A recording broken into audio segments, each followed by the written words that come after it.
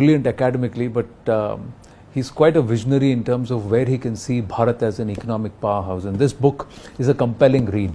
I'll be very honest, I have not read all of it.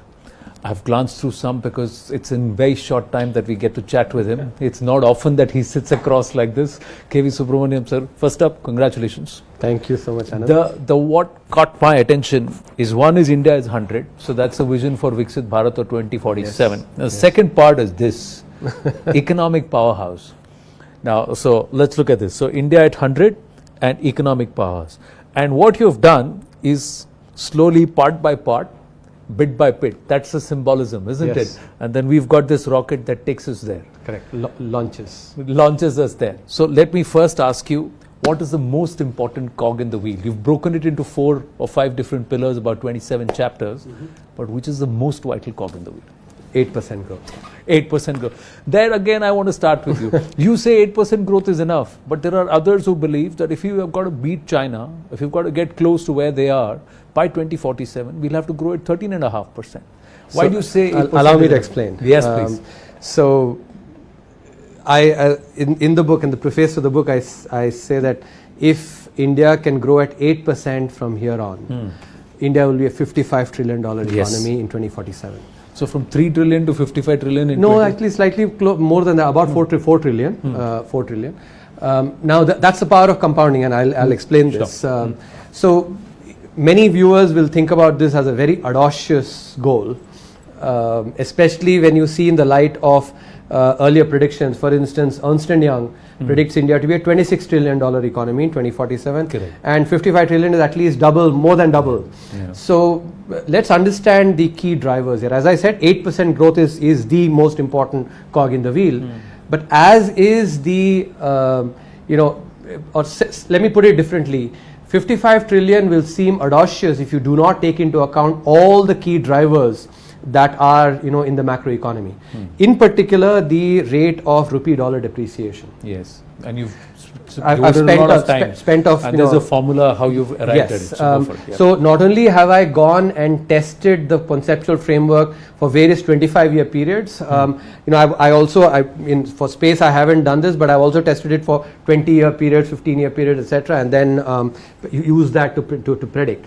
So fundamentally, if we look at the rate of depreciation historically, the rupee has depreciated by around 3 to 3.5% on average. But this happened during a time when the Indian inflation was more than 7%. So from 1991 till 2016, if you look at this, inflation is more than 7%, about 7.2%. But post 2016, and that was a very important moment for India macroeconomically, when we implemented the inflation targeting regime, which required the RBI to deliver inflation at 4% plus minus 2.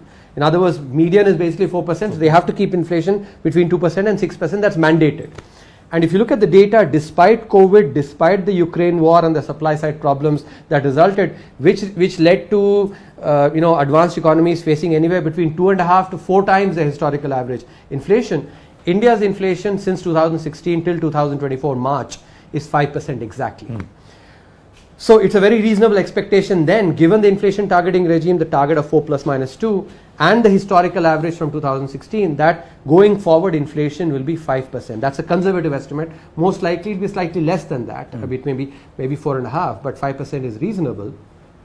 So if the depreciation of about 3.5% prevailed when inflation was more than 7%, a 2% decrease in inflation will translate 1-for-1 into a lower depreciation of the currency, because even if I ignore the real appreciation of the currency, which by the way historically has been about 1.5%, correct, even if there is no real appreciation, just the fact that lower inflation will mean basically lower depreciation, because higher inflation actually translates into higher depreciation for the real value of the currency to remain the same. So this is a very important element, and I'll now illustrate it through the numbers basically. Right. So if we use 7% growth in real terms, take growth to be 7% in real terms, add 5% inflation, that is 7 plus 5, 12% in nominal rupee terms. Let's take the rate of depreciation to be 3%, as has been historical the case. In other words, ignoring the important dynamics that I'm going to come to just in a minute. in which case then the rate of dollar growth will be 9%, because you have to subtract, Correct. depreciation reduces the value in dollars vis-a-vis rupees. So 12 minus 3 is 9%. Now a very nice rule actually, which all our viewers can use to know the number of years it takes to double their money, it's called the rule of 72. Correct. So if, for instance, our economy grows at 9% in dollar terms, 72 divided by 9, that's the rule. 72 divided by the rate of growth. 72 divided by 9 is 8. So GDP will double every 8 years. Now from 2023 to 2047 is a 24-year period. 24 divided by 8 is 3. So there are going to be 3 doublings.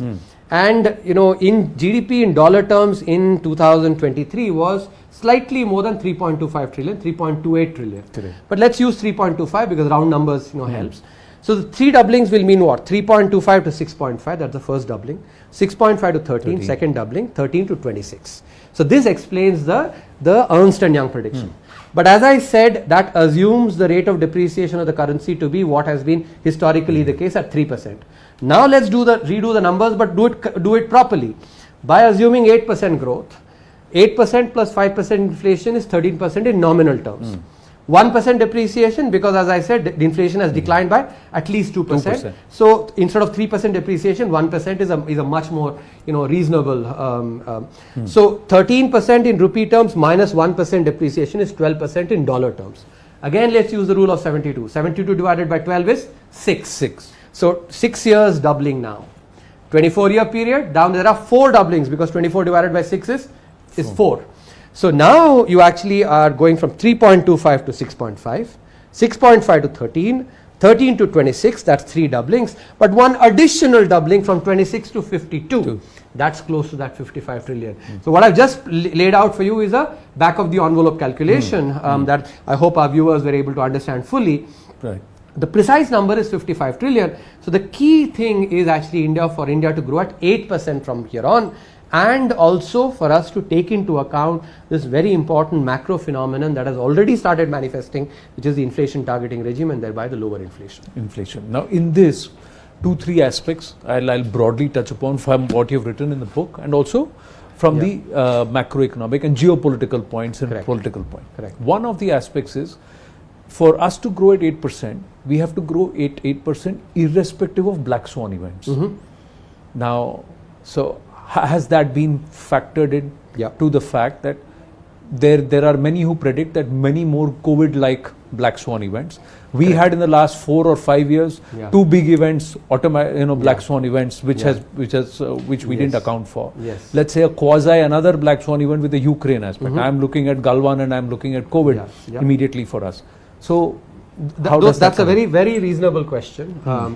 In fact, before I answer that question, let me give more color on what are the drivers of this 8% growth. Many times when we use advanced economies to actually think about growth dynamics, we think that 8% over 2.5 decades is just not possible. Why? Because the advanced economies have had their economy has been sort of more or less formal for a very long period. And therefore growth for advanced economies had to come from productivity improvements in their formal sector firms. Correct. But in contrast, India, and estimates vary, anywhere between 2/3 to 3/4 of our economy is still informal. Informalized. And you don't write about we know very well that informal sector firms are far less productive than formal sector firms. Not only that, if you look at credit penetration is almost saturated in many of the advanced economies, with their credit to GDP ratios exceeding 200%. In India, in contrast, the credit to GDP ratio was 58% in 2020. And this is with actually, still SMEs not getting as much credit. So the opportunity for us to create credit creation, and thereby large sections of population, whether it's the corporates or individuals, being able to get financing to fructify their ideas and their visions, actually is large. So not just that, if you think about the formal sector firms as well. So as I said, the first driver is actually formalization and thereby the productivity improvement. Second, credit creation, as I said, which also correlates with formalization. But the third is also the formal sector firms themselves catching up with the rest of the world. As of now, they actually are far behind global peers. And here it is really critical for us to also, take into account some of the dynamics on entrepreneurship and innovation that have manifested over the last 10 years. And I'll give you some data here. If you take the new firm creation, from 2004 to 2014, it was 3.2%. This is during the lost decade, policy paralysis, not too much, good economic policy, so 3.2% new firm creation. And I say that because, creative destruction by new firms is one of the, most important drivers or, signals of a good, well-running economy. In contrast, from 2014 to 2024, the new firm creation has been order of magnitude higher at 200% plus. Correct. And the benefit of new firm creation is these are the firms that do creative destruction, like a Shiva in some sense in our trilogy, right? Yeah. They bring new ideas, whether it's a Swiggy or actually a Flipkart or an Amazon. These are all actually examples of new ideas and which lead to productivity improvements. But more importantly, they also keep the incumbent firms on their toes, because in order for them to actually continue to stay in business, not lose business, they have to also be productive. In other words, they have to keep, it's as if they're running on a treadmill, they have to keep running in order to stay where they are. So that is a very critical aspect. The other element is innovation. For the first time in 2019, India entered the top 50 innovating countries. Yes. And now India is in the top 40. With the kind of emphasis on innovation, and I think the interim budget and the recent budget has emphasized 1 lakh crore of very, very subsidized financing for innovation together with the NRF, National Research Foundation. All these can really help innovation. So these are, in my opinion, the drivers. Now let me come to the question about the headwinds that can be there. I think it's important to look at China. If you look at China, and I use the year 2007 because that provides a good apples to apples comparison in terms of the development of the economy. Their GDP per capita was almost identical to ours today. So 2000s, that's a good. Now from then on, if you look at in the next 2 decades, approximately 17 years, but about 2 decades, they've grown at close to 8%. Now they've grown at close to 8% despite 3 black swan events: the global financial crisis, COVID, and the Ukraine war. How they did this by focusing on good policies that enabled them to maintain very high rates of investment and very high export competitiveness. And these were actually policy driven. So they focused on the domestic engines, enhanced their productivity, and invested a lot for them to be able to grow despite these black swan events. Correct. So that gives me the optimism that as long as India can focus and come up with good policies, India can also fire its domestic engines. We about 60% of our GDP comes from domestic consumption, and we have a large population. As the economy will grow, this economy, the consumption will rise. They basically will demand all kinds of goods and services, so that and we can produce for them as well. Correct me if I'm wrong, because you'll know the numbers better. 2007 per capita wise, also we were somewhere close to where Bharat is today, around China and Bharat. Correct, now, let me ask you this. For this to happen, China was a state-run entity, not a democracy. Yes. They ran sweatshops, they flocked their people to work 14, 16 hours. Yes. Now, we have industrialists, we have many people, policy people, and youngsters, entrepreneurs who are saying, our labor force needs to work 11 hours. They need to work 70 hours a week. Now that itself is a challenge. How do we get that done in a democracy? Because if we need to grow at this rate, we need to become more industrious. We need to work harder.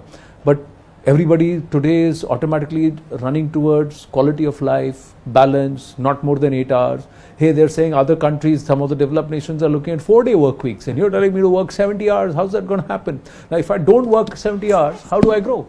No, so I think here I would differ from you, Anand. Okay. I have emphasized job creation significantly. I don't think that we need to be working these 70-hour weeks. Okay.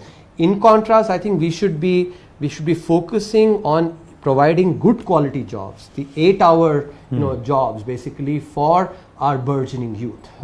That is something which is important. That's why I've spent a lot of space on focusing on manufacturing. Manufacturing sector jobs are really, really critical. So I think while there'll be some people like us who will actually, when I was an assistant professor, I was actually working 100-hour weeks. Correct. Not just 70-hour weeks. But there'll be some people who will do that. But I think when we look at the large mass of people, we need to actually provide them the factory jobs, that which basically are these 8-hour jobs, 40-hour weeks, that they, because that is really important for them to not only have a sense of identity, and we all know actually, I think the day that we remember the most actually is the day when we got our first job, right? Because it's such an important event in a person's life. It provides identity. It also is important for social and economic inclusion. Correct. So, but you talk about social inclusion, economic inclusion. You've spoken about manufacturing, but how do I turn out a nation that's largely service oriented in its outlook into a manufacturing entity, and how do I create the youth, encourage them to get on the shop floor, then actually what they want to do is sit on social media and do that job. So give me a social desk job or a social media job, and I'll create your profile and I'll do that. Give me that. I don't want to work on the shop floor. This is an insight that came to me from an entrepreneur from Karnataka when this whole reservation issue was being debated. Now, how do you solve that? How do we solve that as a nation? I think these are, see, let me first share with you, Anand, that where others see challenges, I see opportunities. I know. So you are the optimist who sees the half glass full. But there is always an opportunity in every challenge. When you asked me about China had built up its sort of human capital, right? Even if you look at China, in fact, up until 2007, it grew even faster. At close to double-digit growth rates, because it had already built up its human capital through education, etc. We still have to do that. So now, while some others actually might look at that as a challenge, I think it is about what is it can be converted into an opportunity, provided we do good policy. And that's why I will keep saying this, it's really important to focus on good policy. Similarly, if you look at healthcare, healthcare, and we showed it in the 2020 economic survey as well, that if states and center together can increase the overall healthcare spending, public spending on healthcare, from about 1.5% of GDP to actually to 2.5-3%, then out-of-pocket expenses can come down drastically, and that can really help in social and economic inclusion. Remember that here the onus is on the states and not the center. Exactly. Both on education and on healthcare. Actually, states are incredibly important. And I emphasize that while on healthcare it is important to increase the budget allocation. States have to do that. Especially some of the richer states should do that. On education, it is actually the focus has to be on governance and really increasing the bang for the buck. It is not about putting more money into education, but about ensuring that for instance, our teachers are not basically pulled out for riffraff jobs, and they are incentivized, and not just focus on teachers but on teaching. I think it is important to, as a teacher myself, actually that's what I've done for majority of my life. I can certainly vouch for the fact that while a good teacher is sufficient for good teaching, a good teacher is not necessary for good teaching. And this distinction is really critical, that even a reasonable teacher with good material, very good pedagogical techniques, both of which are important, because the way you explain a concept is, using examples that people can relate with, those are very useful, that can lead to high quality teaching. So with the kind of advent of, online media and the kind of digitization that India has had now, in smartphones and proliferation of that, there is enormous opportunity. Now I completely agree with you that every power can actually be either be misused or be put to good use. In nuclear energy, for instance, actually is a brilliant example. It is of course upon leaders to really appeal to our youngsters and show the way that if you have to achieve something in life, you're not going to basically do that by sitting like a couch potato. You have to actually work hard. If there is one formula that I have discovered in my life, it is basically hard work. Yeah, but increasingly the chorus is for let's say 1 MSP, 2 Manrega, doles, 3 caste census. These are conversations that are happening now. Is this going to push thalinomics? Is this going to actually give the Labharti or the Kisan what they actually deserve for us to become a 55 trillion? Very good question, right? So these are our risks. These are the bad policies. that actually will not help us deliver that 8% growth. We need, the freebies, or basically just focusing on inequality. And that's one of the other, in the preface to the book itself, I talk about the risk factors that come from either cut pasting policies or narratives from the advanced economies, or not, indulging in deep thinking to come up with solutions that are actually suited to India's problems. I use the example of COVID, for instance, as when India evolved policies that were well suited to the Indian economic landscape, but at the same time were deeply thought as well by diagnosing the crisis. I think it is really important. At the same time, I'll give you one more example. Take, for instance, this narrative on inequality. A lot of people now, for instance, quote Thomas Piketty, without realizing that the narrative that Thomas Piketty and others are actually talking about, that fits well for the advanced economies, does not fit well for India. And I think if you look at if you correlate, in the advanced economies, higher inequality correlates with lower socio-economic indicators. And therefore, they need to really care about inequality because they're not growing. Europe, for instance, if cannot grow at the kind of rates that India can grow at. In contrast, India, if you look at just the last 10 years, through the growth that we've had drastic reduction in poverty, with also the emphasis on social and economic inclusion. So we basically need to ensure that some of these narratives that are talked about in the in the advanced economies, are demagogues basically picking up those narratives without understanding that they're not applicable well for India. So let me put it straight here and get your thoughts. Will you back an economy based or economic classification based reservation or a caste based reservation? Because some states are trying to reserve jobs only for their own natives. Now, is that good policy? Is that healthy? Haryana tried to do it. Karnataka tried to do it. Is that healthy? Or would you look at, let's try and reserve jobs for economically backward? So that's something that's being pushed by the current disposition vis-a-vis a caste-based reservation that's being pushed by the opposition. Where do you stand as an academic, economist, and someone who's keeping the eye on the larger goal of us being a 55 trillion economy? Correct. So, let me answer this by, in the book, the maximum number of chapters are devoted to the second pillar, which is social and economic inclusion. Why? Because I actually believe that policies that are about cutting the pie in different ways, that's one kind of policy. Another kind of policy is where you grow the pie. So that there is enough for everybody. The policies that actually lead to sustained prosperity and inclusive prosperity are the ones that lead to expansion of the pie, not the ones where you're actually trying to take one piece, hey, Anand, the piece that is coming to me, you eat it. Those are ones that actually will not lead to as sustained prosperity. So I have absolutely no hesitation in actually saying that India needs to focus on policies that will actually expand the pie, and that will happen through more investment. That is why the virtuous cycle driven by investment, realizing that wealth creators actually indeed are a boon to society.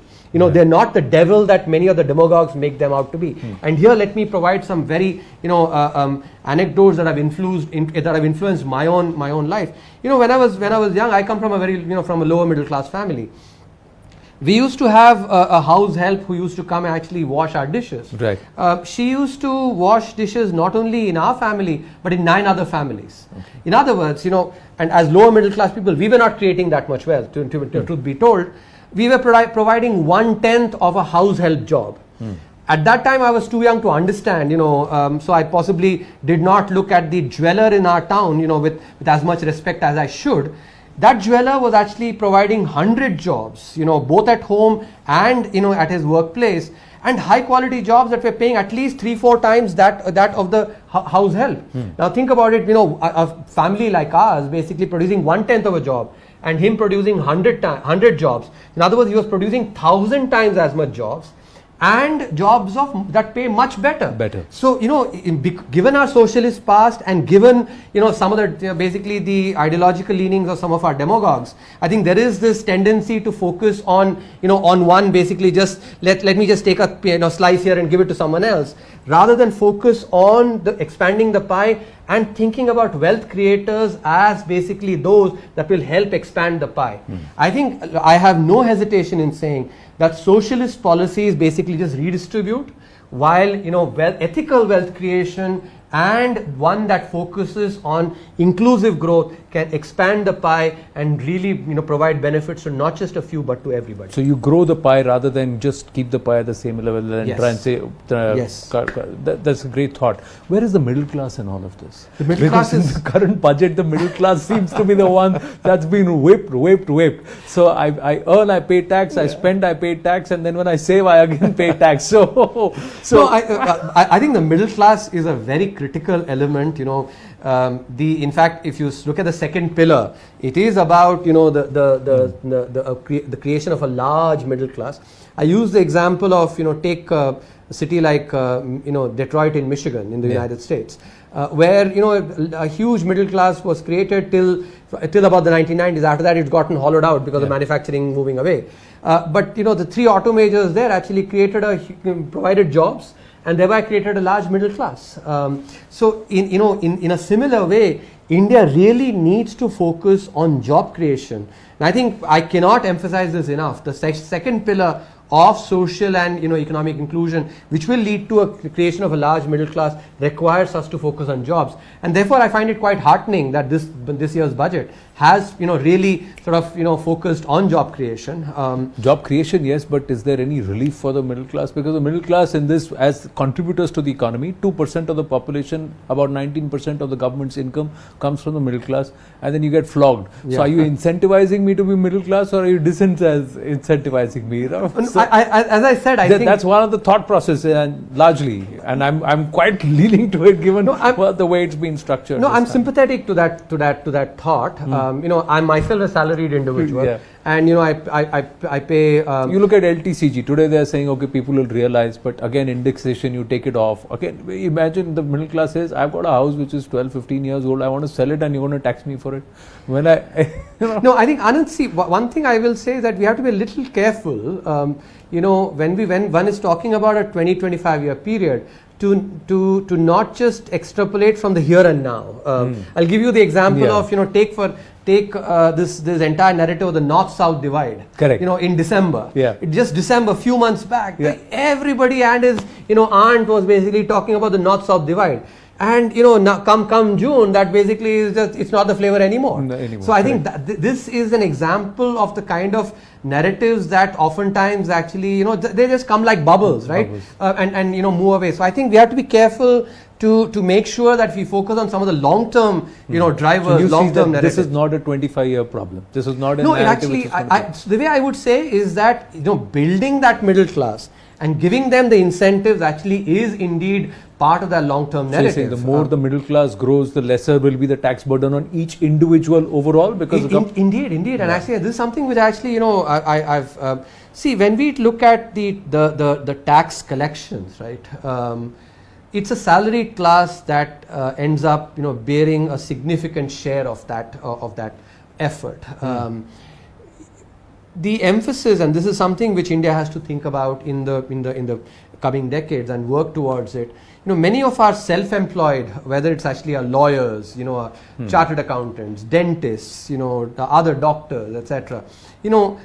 They need to be made to pay taxes that are proportionate to their income. Now you're my friend. No, I think there is no self-employed problem. It's a huge thing. Yes, it's important. Actually, really important.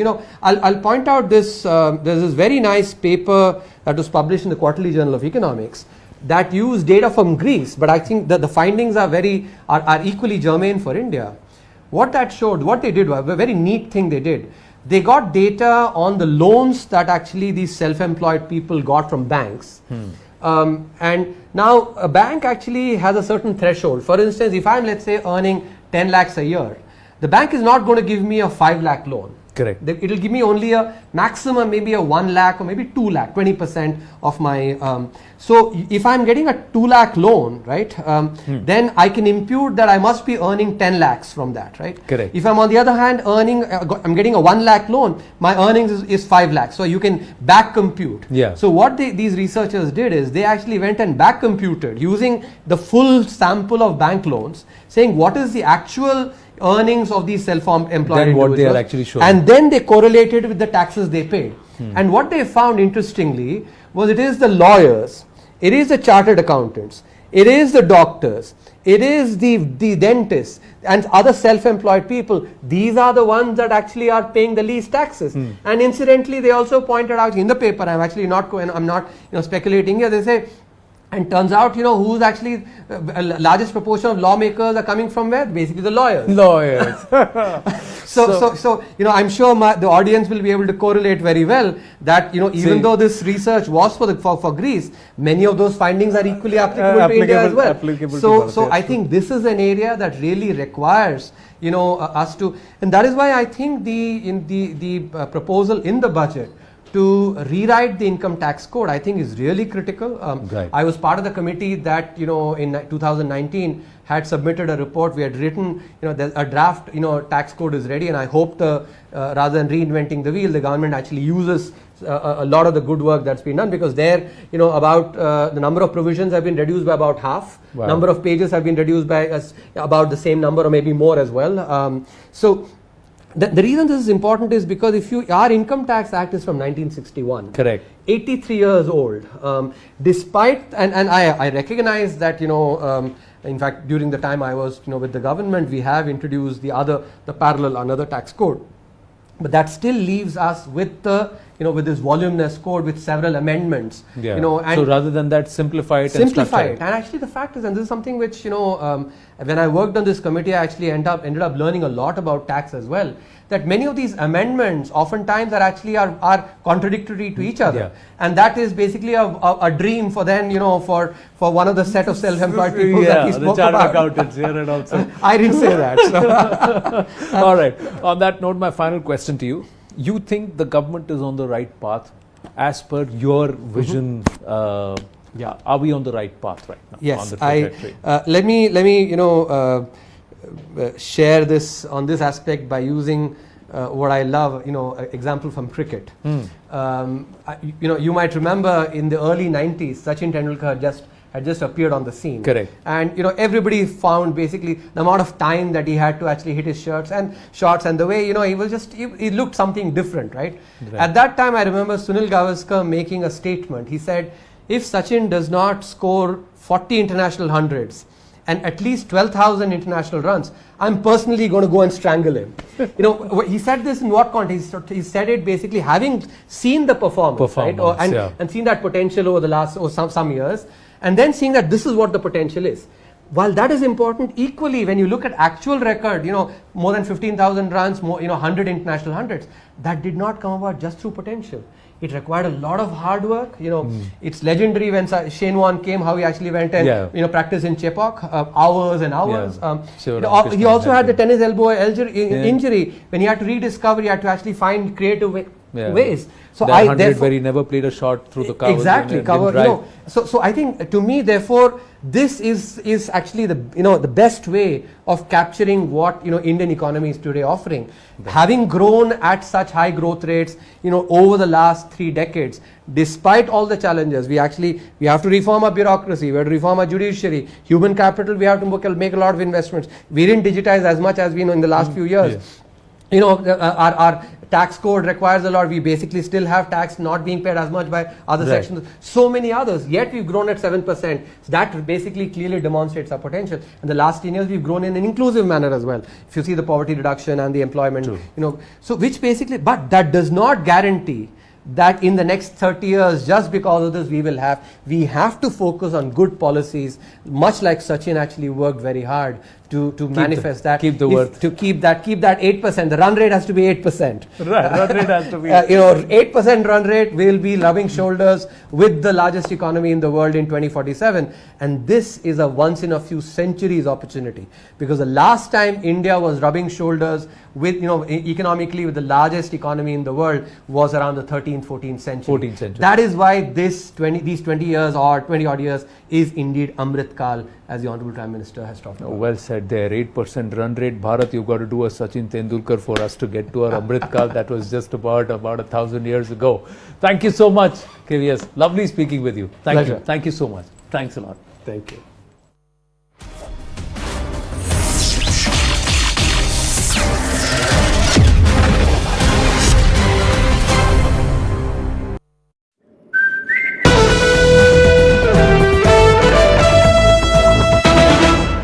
माई भाई, मैंने भी इस बार SIP करके mutual fund में पैसे डाले। तो मुझे ये जानना था कि KYC का चक्कर क्या है? म्यूचुअल फंड सही है .com या अपने म्यूचुअल फंड की वेबसाइट पे जाओ, पैन नंबर डालो और सिर्फ इतना देखो कि तुम्हारा KYC स्टेटस रजिस्टर्ड है या वैलिडेटेड। रजिस्टर्ड हो तो आधार और पैन कार्ड के साथ अपना KYC वैलिडेट करो, जरूरी है और ज्यादा वक्त भी नहीं लगता। और वैलिडेटेड हो तो सही है। सही है माई भाई।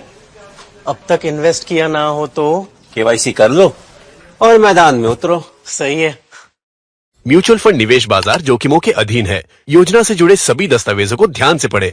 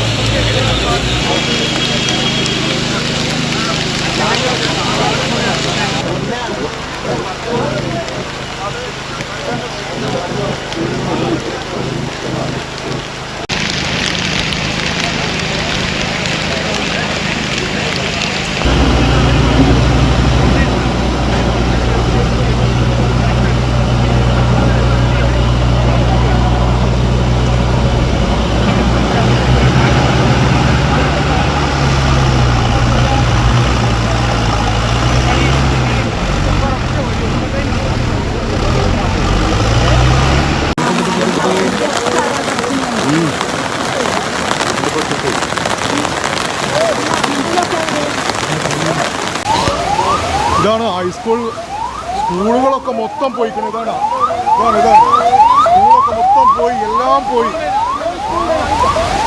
സ്കൂളൊക്കെ ഒലിച്ചു പോയി. ചൂരൽമല സ്കൂളാണ് ഈ കിടക്കുന്നത്. ഇത് മൊത്തം പോയിക്കണതാക്കണേ. ഇതാ മൊത്തം എല്ലാം പോയി. ഇതാ സ്കൂളിൻ്റെ ഇതിൽ കൂടെയാണ് വെള്ളം വരുന്നത്.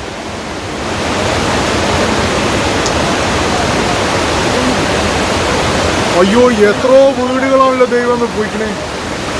അയ്യോ അയ്യോ. ഇത് നമ്മളെ വെള്ളരിമല വില്ലേജിൻ്റെ ഭാഗമാണ്. ഇവിടെ വെള്ളരിമല വില്ലേജ് ഭാഗത്ത് പിന്നെ എൻ്റെ തറവാടാണ് complete മൂടിക്കിടക്കുന്നത്.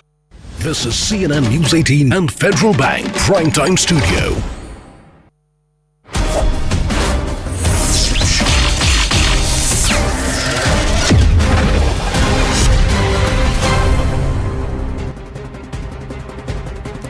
Back on the right stand here on the CNN News 18 and Federal Bank Primetime Studio, and we turn the spotlight towards Kerala, where tragedy struck Wayanad.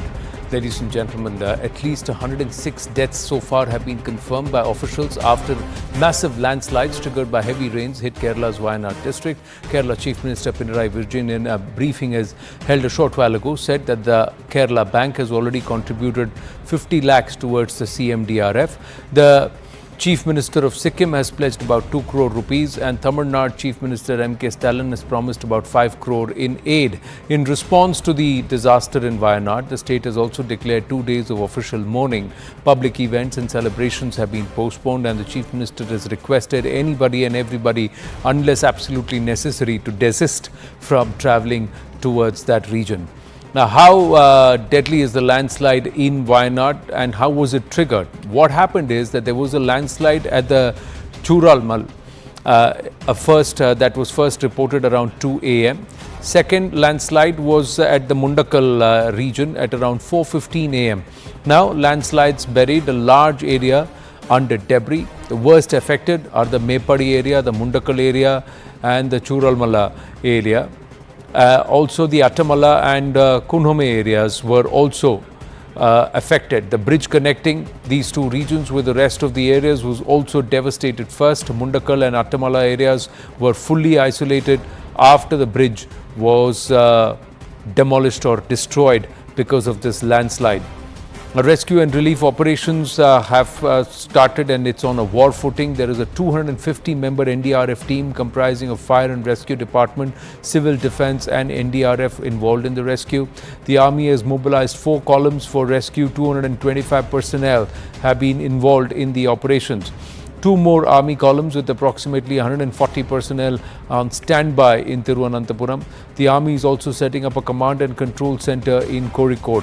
3,000 people have been moved to relief camps. Around 150 rescued from the Mundakai village, evacuated to safer places. A control center is being established in Calicut under the Commandant Para-Regimental Center. Army is also setting up a command and control center in Kozhikode. 2 helicopters from Sulur Air Base in Coimbatore are aiding in rescue efforts. 2 teams of Kannur Defence Security Corps is also currently in Wayanad. Navy's 15-member team has also arrived in Wayanad. The Tamil Nadu government has assured assistance to the level of 5 crore rupees. State level control rooms numbers are also on display on your screens, and we're going to take some time here.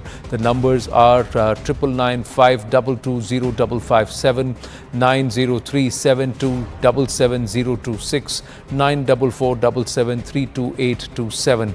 These 3 numbers have been opened. The Prime Minister's Office of the PMO has announced an ex gratia of 2 lakh rupees from the PMNRF for victims. Union Minister of State George Kurian is already travelling to Calicut. Also, more information coming through that around 130 soldiers are moving towards Wayanad. Most of them will be airlifted by the Indian Air Force aircraft, and the rest will be proceeding by road. Defence Security Corps Centre in Kannur with its 200 soldiers have already gone to the affected area, and the Territorial Army 122 Infantry Battalion Madras, they are also present currently. The Indian Coast Guard ICG District Headquarters Kerala and also Mahe and the Indian Coast Guard Station Bepur have already dispatched disaster relief teams or DRTs to the landslide affected areas in this region in Kerala. The DRT, comprising of highly trained ICG personnel or the Indian Coast Guard personnel and dedicated medical team, have been mobilized to provide immediate relief and support to the communities impacted by the disaster.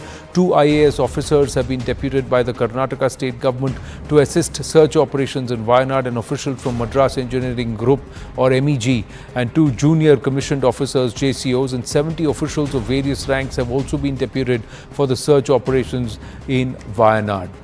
You're seeing these pictures, they are horrific, ladies and gentlemen, and have a look at some of the drone visuals that also show the trail of devastation. Now, this is the entire landmass. Everything's been flattened. It's just been flattened. Roads, homes, bridges, everything flattened because of this sudden deluge and also the landslide that's happened. There are also visuals of dramatic rescue operations that we can witness. There is a lot of water, a lot of muck, a lot of sludge, and amidst all of this, using ropes, there has been rescue operations, people who've been stranded somewhere mid-river, midstream, and then they're being helped to go across. There is also rain, consistently continuous rain that can be witnessed. Dramatic visuals of a school and a temple totally inundated after this entire Wayanad landslide, and then there are staff and people who are injured and aged who are now being moved with rescue personnel coming to help. Most importantly, because they are all from diverse backgrounds, the rescue operations need to be coordinated under a central command despite people coming from various backgrounds, and you can see the level of disaster that's struck Wayanad, this region. Largely NDRF and SDRF teams which are present, along with the other relief teams and rescue teams. There are also volunteers, locals who are trying to help. There are visuals also of vehicles that have been overturned. They're stuck in this entire mudslide all across, and it's all happened in a matter of minutes. People have not even had the chance to react, and nobody is expected this kind of fury of nature unleash itself. Look at this Jeep, the way it's been totally demolished, and this is all the sludge and the waste that's been left behind in the aftermath. Once the water is receded, this is the whole amount of sludge and muck after this mudslide that's been left behind, and all of this will now have to be cleaned up, and soon. And you can also see there is incessant rain that's going to really hurt rescue operations or hamper rescue operations. Amidst that, look at the bravery. Rescue professionals, people standing on both sides, and they are winching them, using cable, using whatever methods possible, and the forces trying to help stranded locals who've just been divided. This was all not riverine until about 24 hours ago. There was a clear path, there were roads, all of them gone, ladies and gentlemen, all of them gone. So post the Uttarakhand floods, the extent of the devastation somewhere mirrors this in the south of our country in Kerala. Moving on, changing tack, and we'll continue to get you updates of what's happening in Wayanad with respect to the rescue and relief operations, but also in the national capital, days after 3 UPSC aspirants died due to flooding of the basement of the Rao's IAS Coaching Institute in Delhi's old Rajinder Nagar, CNN News 18 has tracked down a property owned by a local Aam Aadmi Party councillor, Aarti Chawla. She lives just about 500 meters from the incident area. So far, she's nowhere to be seen. She's not even come to meet the students who continue to remain sitting there in dharna and in protest. This property, and CNN News 18 has been able to go ahead and investigate this. This property has a lot of illegal construction. Sheds and rooms have been made on the terrace which have been rented out to students. Rooms have been created, individual rooms, and it's quasi-commercial establishment. The basement is being used for commercial activities because there are air conditioners installed and there is the exhaust that is visible. Each floor has been given on rent to different people. Property just 500 meters away from the site of the incident, and the MCD, it's escaped the MCD's notice. How is that possible? Aarti Chawla so far nowhere to be found. Where is Aarti Chawla is a big question. Have a look at the CNN News 18 exclusive report. The lens on the missing AAP councillor, illegal construction on the property, sheds and rooms that have been made on the terrace rented out to students. Each floor has at least 4 to 5 different rooms. The basement is being used for commercial activities. Each floor being given rent, and each of these rooms rented by students largely. Property just 500 meters away from the site of the tragedy. Have a look at this ground report. Over the last few days, the one question that is being repeated many a times is to who is responsible for the deaths of the 3 students who were studying at Rao's IAS Coaching Center. We have been pointing out the severe lapses that have been made from the side of the MCD, and now to answer those questions, we have arrived at one location. This location actually belongs to Aarti Chawla. Aarti Chawla is the local councillor of this entire area belonging to the Aam Aadmi Party. This massive building that you are seeing right behind me actually belongs to her. You can imagine that if at all someone even dreams of building a floor above the permit limit, then all hell breaks loose on that person, starting from the MCD to the police officials. Each and every person will come and will ask for some sort of money or some sort of benefit from here. But out here, this building that you are seeing has 5 floors, is what we have been told. In fact, in the terrace as well, there are rooms that have been made. All of them have been rented out, some to coaching centers, some to students. In fact, the basement of this entire building is also working, and yet again this basement is illegal because most of the basements that have been used, all these basements are for the purposes of storages and not for any sort of commercial activity that can be done over here. But you can see the condition of the basement. There is a vent that has been put out over here, definitely points out that some sort of commercial activity also happens over here. So this is the property of Aarti Chawla, who is the local resident from this entire area, and now she has been running this entire property, churning out thousands and thousands, probably lakhs of rupees of rent from here. And this is the basic reason why the MCD did not act on time to clear the silt on the road, to clear the water that have waterlogged on the road. This is the very clear image of corruption that is prevalent within the MCD, within the councillors as well, and how these councillors are actually allowed to flout the norms and earn profits out of it. After this report, it remains to be seen if at all any sort of action will be taken against the councillor. But the manner in which this entire corruption nexus has been going on within the MCD, starting from the lower ranking officers all the way up to the councillors, this is a big nexus that is operating. It remains to be seen if at all any sort of investigation will be ordered to unearth this nexus and eventually make sure that MCD runs corruption free. 50 feet, that's the height that is allowed, ladies and gentlemen. This is 5 floors. Each floor will be more than about 10 and a half feet, and then also establishments at the top, that is the terrace. So the report says the property is 5 floors. Her residence is in the 2nd floor or 3rd floor of the building. The property is being rented out to students, multiple rooms, approximately 40,000 rupees per room or per floor is being taken on rent. That's a lot of money. Have a look at this.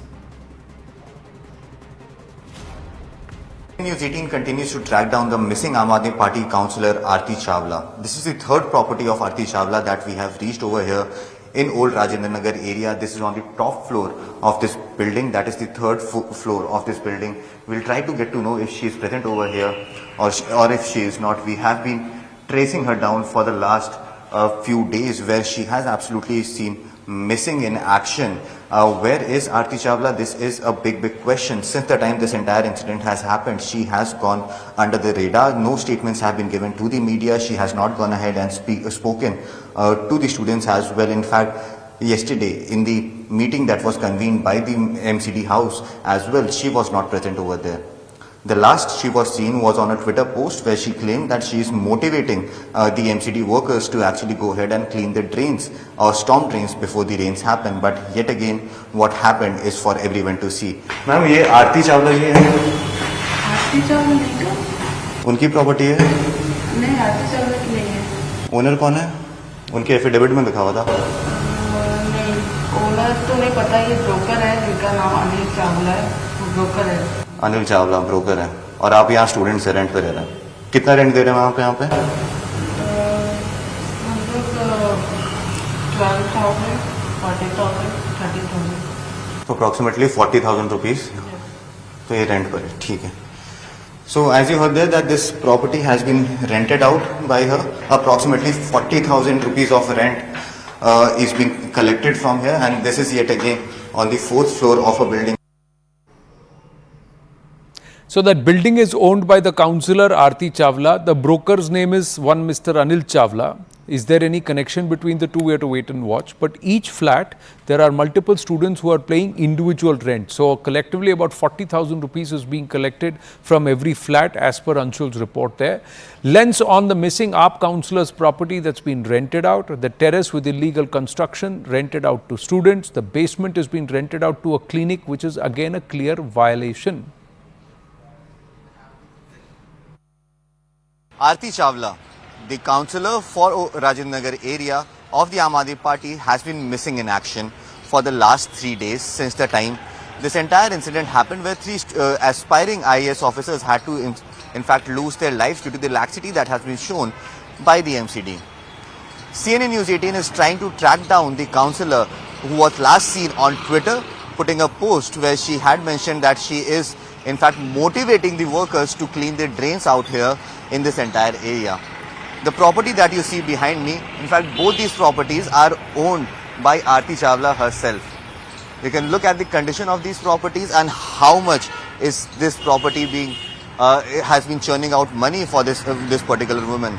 The basement of this area is also being used as commercial activities, which is definitely illegal. You can see over here that some sort of a clinic has been rented out over here, which is being used as a commercial activity over here. Basement generally in this entire area. So that's the report, ladies and gentlemen. The councillor for that area is missing for the last 3 days. She herself is living in a property which is wrought with illegalities and illegal constructions and establishments. This is the corruption that runs rot in the entire MCD system. The students still are unwilling to believe that only 3 people have succumbed to this tragedy. They believe that there were more bodies carried out. They also want an account of the 40 students who are estimated to be inside that basement that got submerged because of the apathy of the officials. So far, nobody from the MCD has been arrested, ladies and gentlemen. We're going to wind up on that note. Stay with us. Brass Tacks follows.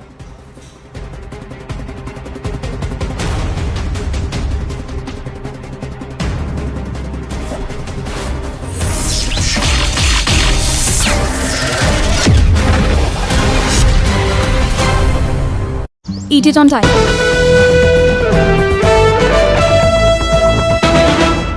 माई भाई, मैंने भी इस बार SIP करके mutual fund में पैसे डाले। तो मुझे ये जानना था कि KYC का चक्कर क्या है? म्यूचुअल फंड सही है .com या अपने म्यूचुअल फंड की वेबसाइट पे जाओ, पैन नंबर डालो और सिर्फ इतना देखो कि तुम्हारा KYC स्टेटस रजिस्टर्ड है या वैलिडेटेड। रजिस्टर्ड हो तो आधार और पैन कार्ड के साथ अपना KYC वैलिडेट करो, जरूरी है और ज्यादा वक्त भी नहीं लगता। और वैलिडेटेड हो तो सही है। सही है माई भाई, अब तक इन्वेस्ट किया ना हो तो KYC कर लो और मैदान में उतरो। सही है। म्यूचुअल फंड निवेश बाजार जोखिमों के अधीन है। योजना से जुड़े सभी दस्तावेजों को ध्यान से पढ़ें।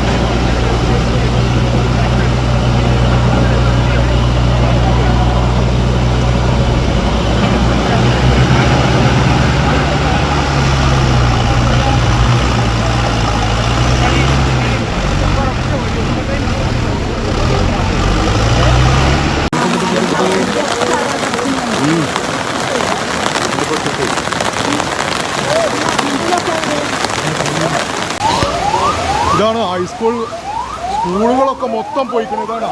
ഇതാണ് സ്കൂളൊക്കെ മൊത്തം പോയി, എല്ലാം പോയി, സ്കൂളൊക്കെ ഒലിച്ചു പോയി. ചൂരൽമല സ്കൂളാണ് ഈ കിടക്കുന്നത്.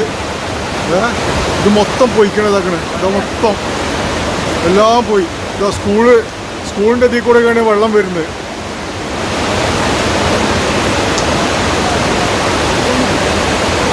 അയ്യോ, എത്രയോ വീടുകളാണല്ലോ ദൈവം പോയിക്കണേ. അയ്യോ അയ്യോ.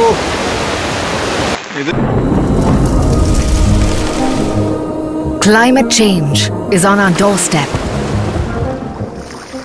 It's time for a revolution to take root. And it starts with 1.4 billion Indians. It starts with one tree. One tree for humanity. One tree for Mother Earth. One tree for our future. Project One Tree, a News 18 network initiative. ഇവിടെ വില്ലേജിൻ്റെ ഭാഗമാണ്. ഇവിടെ Vellarimala village ഭാഗത്ത് പിന്നെ എൻ്റെ തറവാടാണ് complete മൂടിക്കിടക്കുന്നത്. ഇതിൽ അത്രയും വിറകും കാര്യങ്ങളും വന്ന് അടഞ്ഞു കിടക്കുകയാണ്. ഒന്നുമില്ല, പുഴയുടെ ഗതി മാറി ഒഴുകുകയാണ്. പല വീടുകളിലും നഷ്ടപ്പെട്ടിട്ടുണ്ട് ഈ പ്രദേശത്തിൽ. ഇതാണിപ്പോൾ ഫസ്റ്റ് നേരം. ഇതാണ് നമ്മളെ മുണ്ടക്കായ് ഇപ്പോൾ പൊട്ടിയിട്ടുള്ള അവസ്ഥ. ഇതാണ് ഇതാ അരിക്കാക്കൻ്റെ പെര ഇതൊക്കെ നിൽക്കുന്ന ഏരിയ ഇത്. പച്ചക്കാട് പോയ മരുന്നതാ. ചൂരുമല കാണണമൊക്കെ ഇവിടുന്ന്.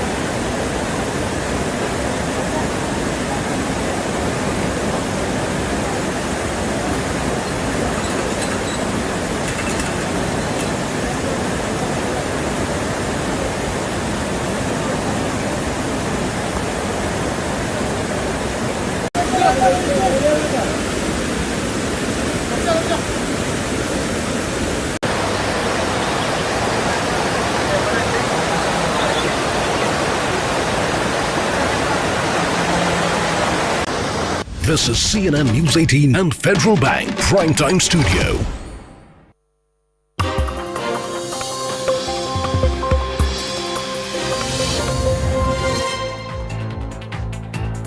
Good evening, welcome to Brass Tacks. My name is Zaka Jacob. We're coming to you live from the CNN News 18 and Federal Bank Primetime Studio.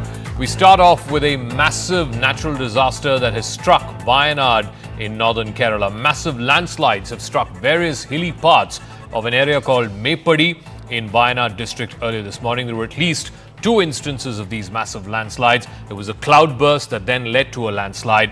Over 100 people have been killed as rescue and recovery operations are underway in the wake of this national disaster. Over 150 people have been rescued so far.